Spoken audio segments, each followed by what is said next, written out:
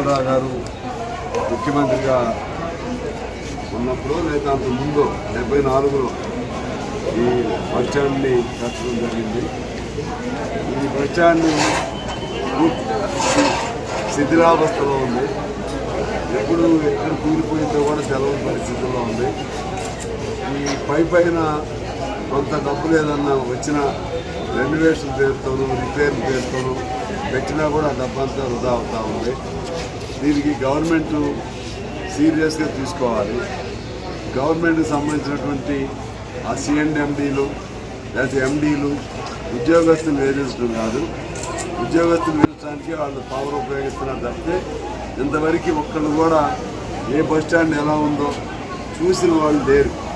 ఒక 2-3 రోజులు టూర్ పెట్టుకుంటే వాళ్ళు అన్ని బస్ స్టాండ్లు మొత్తం దాదాపు మనకి జిల్లాకు ఒక బస్ స్టాండ్ ఉంటుంది, పెద్ద బస్ స్టాండ్.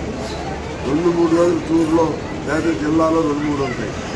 2-3 రోజులు మొత్తం చూడడం కానీ ఏమి బాధ్యత లేకుండా ఈ అధికారులు బాధ్యత లేకుండా ఉన్నారు.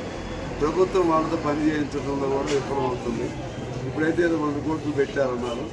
నేను మంత్రి గారితో పొద్దున మాట్లాడాను, 2 సార్లు మాట్లాడితే దీనికి కూడా కొత్త కూడా ఎన్నుకొని కొంత పెడతా ఉన్నారు. సరే ఏదన్నా కూడా దీన్ని పూర్తిగా చేస్తేనేమో ఆ వైపుగా ఉపయోగం ఉంటుంది, అరకొర పనులు చేస్తే ఉపయోగం ఉండదు. నా వంతు కృషి నేను చేసి టోటల్గా కొత్త బస్ స్టాండ్ కోసమే నేను ప్రయత్నం చేస్తానని చెప్పి తెలియజేస్తాను.